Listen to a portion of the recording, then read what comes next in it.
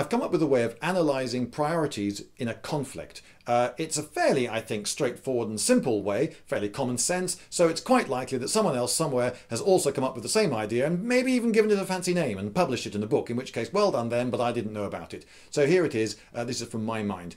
There are 4 priorities in a conflict. This could be any sort of conflict. Could be between 2 individuals, could be between 2 groups, could be sporting or gaming or business or whatever. But since so many of you like military things, let's make it a military conflict. So I'm the commander of one army and I need to beat that enemy army commanded by somebody else. So first thing I've got to do is I've got to look at my army and think, what are my strengths and what are my weaknesses? And I've got to think about the enemy. I probably know a reasonable amount about what the enemy's got and what his strengths and weaknesses are. So I think about those 4 things. And I think, right, what I've got to do is I've got to make sure that I attack with my strength. So if my army is, for instance, really, really good at archery, I've got loads of archers and they're really good, then I've got to make sure that I command my army such that my archers get to do their thing. My army gets to use its strength. That's a priority, but another priority is I've got to protect my weaknesses, haven't I? Because there's some vulnerability, probably, and if the enemy can exploit that, I'm going to be in trouble. So that's another really big priority.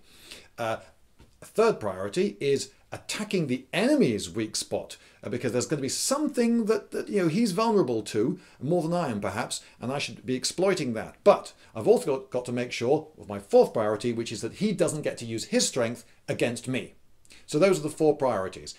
If you can achieve all 4 of these priorities and lose, then you probably never stood any chance in the first place. So if you are writing a wargaming scenario, for instance, and you write it such that it is possible for the weaker army to achieve all 4 of these things and lose, or indeed even the stronger army to achieve, no, that would be impossible, the weaker army to achieve all 4 of those things and still lose, it's not a balanced scenario. Okay, so look at that, look at the weaker army and think, can it achieve all 4 of these things? And if it can, will it win? Maybe you could playtest it and find out.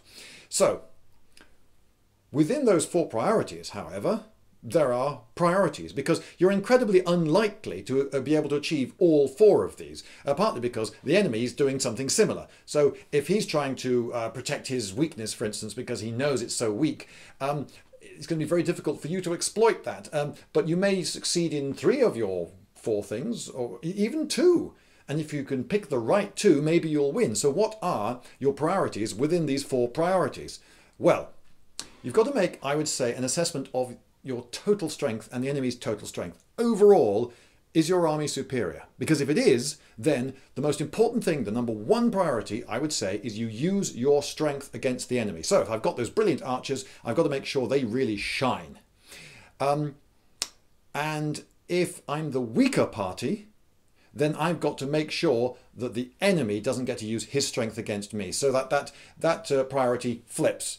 Okay, whichever is the stronger must use his strength, and whichever is the weaker must make sure that the enemy doesn't get to use his strength. So in an individual fight, for instance, maybe the other guy's got a tremendously good reach.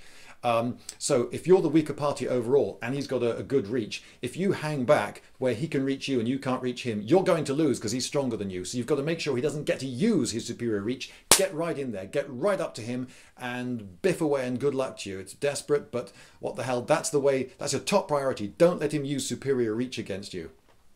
So there are the 2 top priorities for the 2 different sizes of army. So what's the next one? Well, I would say that if you analyze your own strengths and weaknesses and you think that you are the weaker army, then your next priority is you must attack the weakness of the enemy, because that's the only way you're really going to win. You've got to hit him in his weak spot, because if you match strength to strength, you're going to lose because he's stronger than you.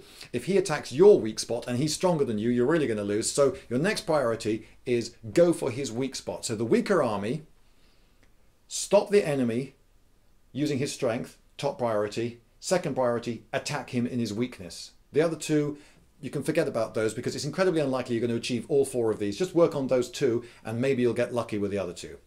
If you're the stronger party, again, it flips around. You must protect your own weakness, because if you're stronger, you should win.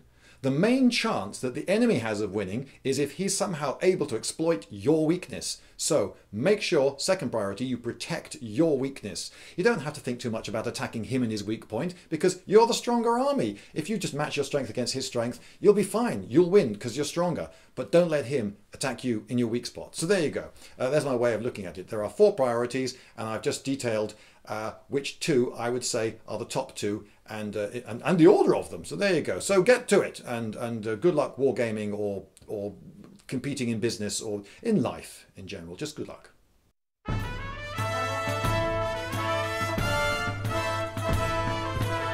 Lindybeige!